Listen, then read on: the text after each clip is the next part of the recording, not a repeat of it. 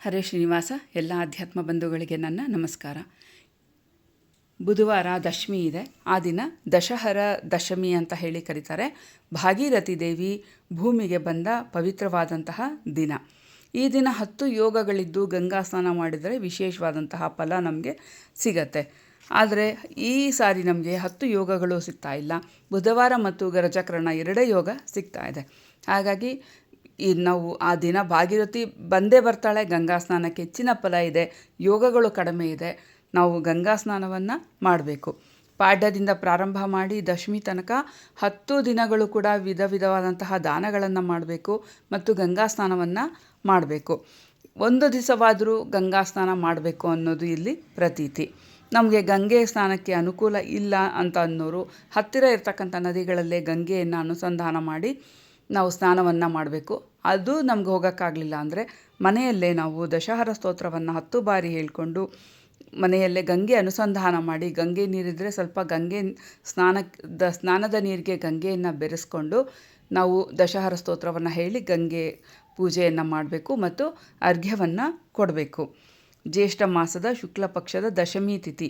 ನಾವು ಸ್ನಾನವನ್ನು ಮಾಡುವಾಗ ಜ್ಯೇಷ್ಠ ಮಾಸೆ ಸಿತೆ ಪಕ್ಷೆ ದಶಮ್ಯಾಂ ಬುಧ ಹಸ್ತಯೋ ಗರಾನಂದೇ ವ್ಯತಿಪಾತೆ ಕನ್ಯಾಚಂದ್ರೇ ಋಷೇರವೌ ದಶಯೋಗೇ ನರಃ ಸ್ನಾತ್ವ ಸರ್ವ ಪಾಪೈ ಪ್ರಮುಚ್ಯತೆ ಅಂತ ಈ ಶ್ಲೋಕವನ್ನು 10 ಬಾರಿ ಹೇಳಿಕೊಂಡು ಸ್ನಾನವನ್ನು ಮಾಡಬೇಕು.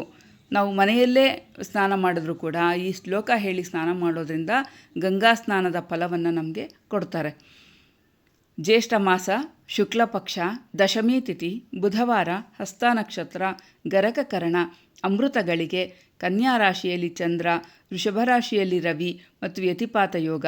ಈ 10 ಯೋಗಗಳಿದ್ದಾಗ ಯಾರು ಸ್ನಾನ ಮಾಡ್ತಾರೋ ಅವರು ಎಲ್ಲ ಪಾಪಗಳಿಂದ ವಿಮುಕ್ತರಾಗ್ತಾರೆ ಅಂತ ಈ ಶ್ಲೋಕದ ಅರ್ಥ. ಹಾಗಾಗಿ ಈ ದಿನ ಈ ಶ್ಲೋಕವನ್ನು 10 ಬಾರಿ ಹೇಳಿಕೊಂಡು ಸ್ನಾನವನ್ನು ಮಾಡಬೇಕು ಮತ್ತು ಅರ್ಘ್ಯವನ್ನು ಕೊಡಬೇಕು. ಬ್ರಹ್ಮ ಕಮಂಡಲ ಸಂಭೂತೆ ವಿಷ್ಣು ಪಾದಾಬ್ಜ ಸಂಭೂತೆ ತ್ರೈಲೋಕ್ಯ ಪಾವನಿ ಗಂಗೆ ಗೃಹಣಾರ್ಘ್ಯಂ ನಮೋಸ್ತುತೆ ಅಂತ ಹೇಳಿ ಗಂಗಾದೇವಿಗೆ ಅರ್ಘ್ಯವನ್ನು ಕೊಡಬೇಕು.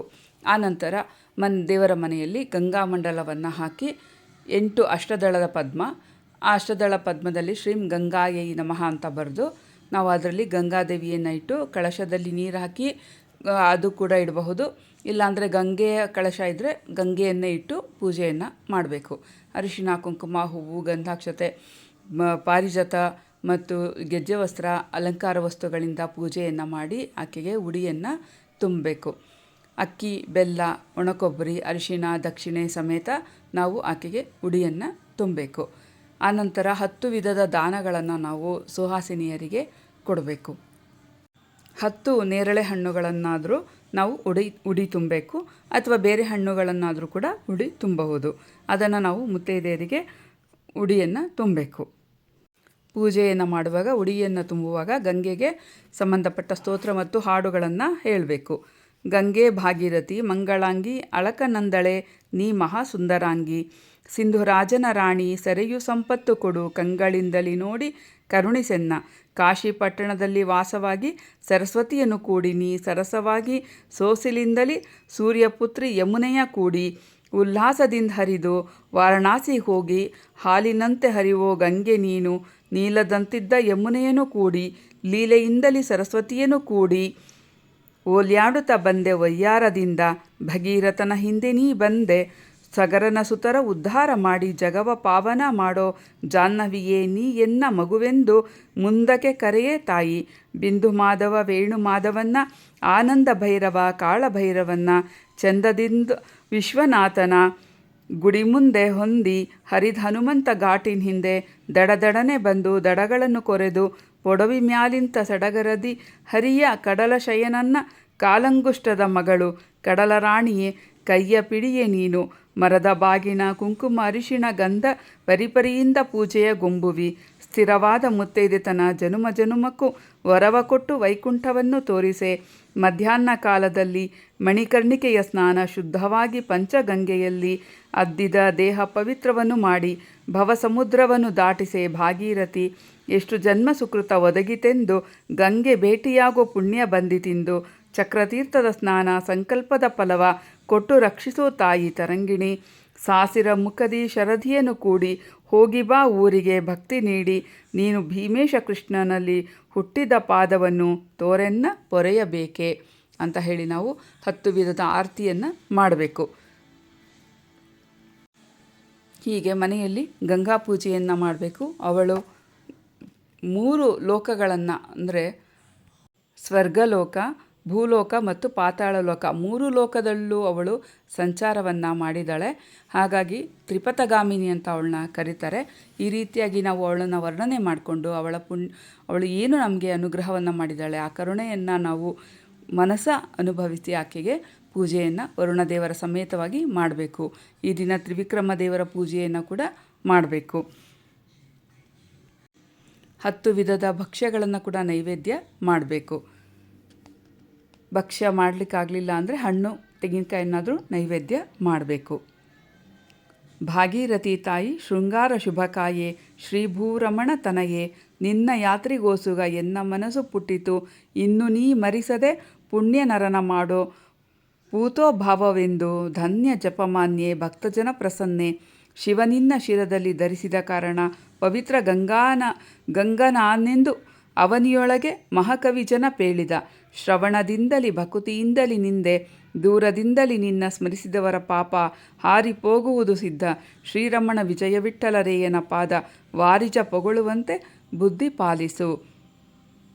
ಈ ರೀತಿಯಾಗಿ ನಾವು ಗಂಗಾ ಸ್ತೋತ್ರವನ್ನು ಹೇಳಿ ಆರತಿಯನ್ನು ಮಾಡಬೇಕು. ಭಾಗೀರಥಿ ದೇವಿ ಭಯ ನಿವಾರಣ ಗಂಗೆ ಸಾಗರನ ನಿಜರಾಣಿ ಸಕಲ ಕಲ್ಯಾಣಿ. ಒಮ್ಮೆ ಶ್ರೀಹರಿಪಾದ ಕಮಲದಿಂದುದ್ಭವಿಸಿ ಬ್ರಹ್ಮಕರ ಪಾತ್ರೆಯಲ್ಲಿ ನಿಂದು ಬಂದೆ. ಶ್ರೀಮನ್ನಾರಾಯಣನ ಪಾದತೀರ್ಥವಾಗಿ ಬ್ರಹ್ಮಾಂಡವನ್ನು ಪಾವನ ಮಾಡಿ ಬಂದೆ. ದೇವಿ ನೀ ವಿಷ್ಣು ಪಾದೋದಕನೆಂದೆನಿಸಿ ದೇವತೆಗಳಿಗೆಲ್ಲ ಅಧಿಕವಾದೆ. ದೇವಲ್ಲರೂ ನೆರೆದು ತಲೆವಾಗಿದರು ದೇವನ ಶಿರದಿಂದ ಧರೆಗಿಳಿದು ಬಂದೆ. ಜಹ್ನುವಿಗೆ ಉದರದಲ್ಲಿ ಪೊಕ್ಕ ಕಾರಣದಿಂದ ಜಾಹ್ನವಿ ಎಂದು ನೀ ಎನಿಸಿಕೊಂಡು ಮುನ್ನೆ ನರಕಕ್ಕಿಳಿದ ಸಗರರಾಯನ ವಂಶವನ್ನು ಪಾವನವಿನ್ನು ನೀ ಮಾಡಬಂದೆ. ದಿಟ್ಟಿಸಲು 300 ಜನ್ಮದ ಪಾತಕವು ನೀಟಿಸಲು 3 ಜನ್ಮದ ಮುಕುತಿಯು ಮುಟ್ಟಿ ಮಾಡಿದರೊಂದು ಸ್ಥಾನ ಮಾತ್ರದಲ್ಲಿ ಸುಟ್ಟು ಹೋದು ಸಹಸ್ರ ಜನ್ಮದ ಪಾಪ. ಹಲವು ಪರಿಯಲಿ ಹರಿಸ್ಮರಣೆ ಇಲ್ಲದೆ ಭವದೊಳಗೆ ಶಿಲ್ಕಿ ಕಡುನೊಂದೆ ನಾನು. ಹಲವು ಮಾತ್ಯಾಕೆ ಶ್ರೀ ಪುರಂದರ ವಿಠಲನ ಚೆಲುವ ಪದ ನಖದಿಂದಿಳಿದೆ ಒಲಿದು ದಯಮಾಡೆ. ಈ ರೀತಿಯಾಗಿ ನಾವು ಆ ದಿನ ಗಂಗಾ ಸ್ತೋತ್ರವನ್ನು ಭಾಗೀರಥಿ ಸ್ತೋತ್ರವನ್ನು ಯಥೇಚ್ಛವಾಗಿ ಹೇಳ್ಕೊಳ್ಬೇಕು. ಗಂಗಾ ಸ್ಮರಣೆಯನ್ನು ಮಾಡಬೇಕು. ಈ ಸ್ತೋತ್ರವನ್ನೆಲ್ಲ ನೀವು ಪುಸ್ತಕದಲ್ಲಿ ಬರೆದಿಡಿ. ಪ್ರತಿನಿತ್ಯ ಹೇಳ್ಕೊಳ್ತಿದ್ರೆ ನಮಗೆ ಅದು ಸರಾಗವಾಗಿ ಬರುತ್ತೆ. ಮತ್ತು ಎಲ್ಲಿ ನದಿಯಲ್ಲಿ ಹೋದರೂ ಕೂಡ ನಾವು ಗಂಗಾ ಪೂಜೆಯನ್ನು ಮಾಡುವಾಗ ಈ ಸ್ತೋತ್ರಗಳನ್ನು ಹೇಳಿ ಆರತಿಯನ್ನು ಮಾಡಿ ಉಡಿಯನ್ನು ತುಂಬೋದ್ರಿಂದ ವಿಶೇಷವಾದಂಥ ಸೌಭಾಗ್ಯವನ್ನು ಅನುಗ್ರಹ ಮಾಡ್ತಾಳೆ. ಗಂಗಾದೇವಿ ತುಂಬ ಕರುಣಾಮಯಿ ತಾಯಿಯವಳು. ಅವಳು ಅನುಗ್ರಹ ಮಾಡಿದ್ಲು ಅಂದರೆ ನಮ್ಮ ಪಾಪಗಳನ್ನೆಲ್ಲ ಪರಿಹಾರ ಮಾಡ್ತಾಳೆ. ಜನ್ಮಾಂತರದ ಪಾಪಗಳು, ಪ್ರಾರಬ್ಧ ಕರ್ಮ, ಸಂಚಿತ ಕರ್ಮ, ಈ ಎಲ್ಲ ರೀತಿಯ ಕರ್ಮಗಳನ್ನು ನಮಗೆ ಅವಳು ಪರಿಹಾರ ಮಾಡಿ ಅನುಗ್ರಹವನ್ನು ಮಾಡೋದರಿಂದ ನಾವು ವಿಶೇಷವಾಗಿ ಗಂಗಾ ಪೂಜೆಯನ್ನು ಗಂಗಾ ಸ್ತೋತ್ರವನ್ನು ಹೇಳಲೇಬೇಕು. ಪ್ರತಿಯೊಬ್ಬರೂ ಕೂಡ ಇದನ್ನು ಹೇಳಬೇಕು. ಎಲ್ಲರೂ ಗಂಗಾ ಪೂಜೆಯನ್ನು ಮಾಡಿ ಎಲ್ಲರಿಗೂ ಒಳ್ಳೆಯದಾಗಲಿ. ಹರೇ ಶ್ರೀನಿವಾಸ.